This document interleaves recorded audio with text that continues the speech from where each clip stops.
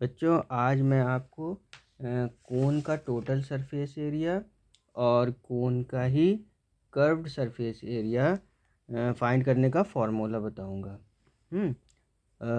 इससे पहले बताने से पहले ये कोन बनाना होगा। तो ये चलिए कोन बना लेते हैं।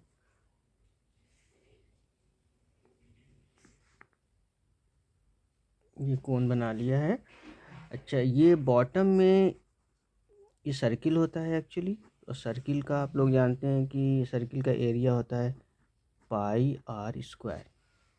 ठीक है, एक एरिया तो ये हो गया बॉटम में सर्किल का एरिया पाई आर स्क्वायर। ऊपर सर्किल नहीं है, ऊपर कोन शेप है, तो इसका एरिया होता है पाई आर एल। एल ये स्लेंट लाइन एल होती है। ये जो स्लेंट लाइन है ना, ये एक्चुअली एल होती है। ये वही एल है। ये तो हाइट है एच, इसका यहाँ पे यूज़ नहीं है। तो ये बॉटम में ये सर्किल है, इसका एरिया पाई आर स्क्वायर हो गया। और उसके ऊपर टॉप में ये कर्व सरफेस एरिया है, जिसे पाई आर एल कहते हैं। अब टोटल सरफेस एरिया कोन का फाइंड करने के लिए ये दोनों एरियाज़ को ऐड कर लेना होगा। तो देखिए ऐसे है, total surface area of cone equal, ये बॉटम का ले लेंगे पहले area pi r square, plus करेंगे ये टॉप का एरिया ले लेंगे पाई आर एल। ये दोनों ऐड हो गया है। यही एरिया है, यही टोटल सरफेस एरिया है कोन का। हम लोग इसको कॉन्ट्रैक्ट भी कर सकते हैं। अगर यही फार्मूला यूज़ करना है टोटल सरफेस एरिया फाइंड करने के लिए तो ये भी कर सकते हैं।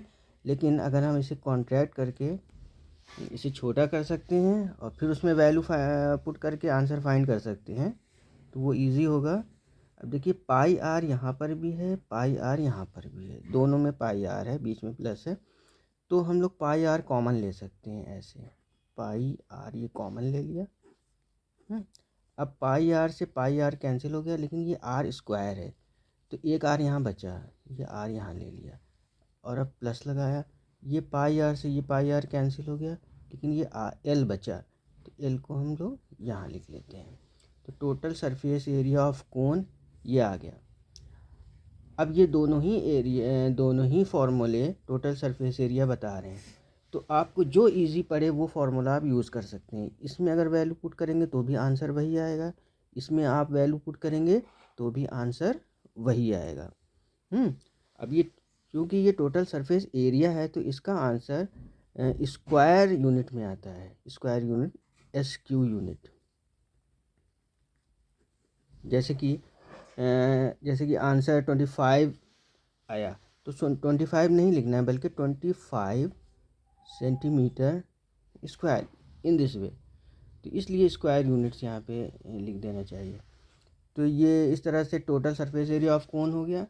अब इसी कोन का वॉल्यूम कैसे फाइंड करेंगे उसका फॉर्मूला। इसके लिए फिर एक कोन बनाते हैं।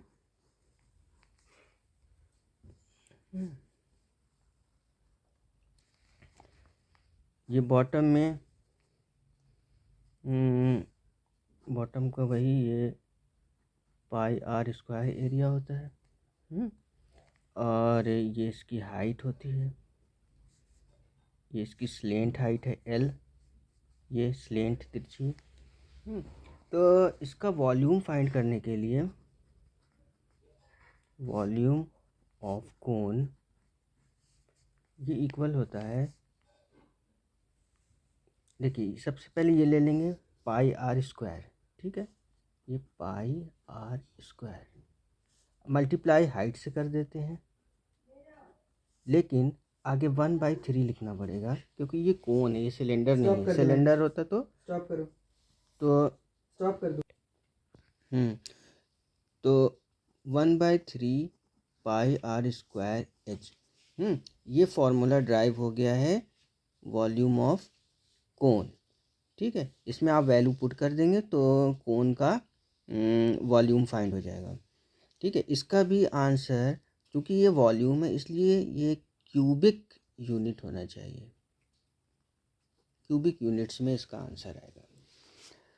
अब इसी कोण का मान लीजिए आपको क्वेश्चन में आ गया कि एल फाइंड करना है, ये स्लेंट हाइट, ये एल फाइंड करना है, तो इसका भी फार्मूला आप देख लीजिए। तो एल के लिए ये फार्मूला होता है आपको एल इज इक्वल टू ये root r square plus h square. इस फार्मूले के ज़रिए से आप एल फाइंड कर सकते हैं। एच क्या है, ये हाइट है कोन की, और आर क्या है, रेडियस है कोन का। रेडियस आप देखिए, ये सेंटर से लेके ये सरकमफ्रेंस तक ये एरिया रेडियस कहलाता है, आप लोग जानते हैं पहले से। तो ये एरिया होता है, ये आर होता है, और ये एच है। तो r square plus h square under root. तो ये जो फार्मूला है, ये जो ड्राइव हुआ है फार्मूला, ये स्लेंट हाइट फाइंड करने के लिए हुआ है। ये जैसे इसका आंसर आ सकता है जैसे 5 सेंटीमीटर है, क्योंकि ये एल है, ये सिर्फ लेंथ है। तो ठीक है, ओके, नाउ इनफ।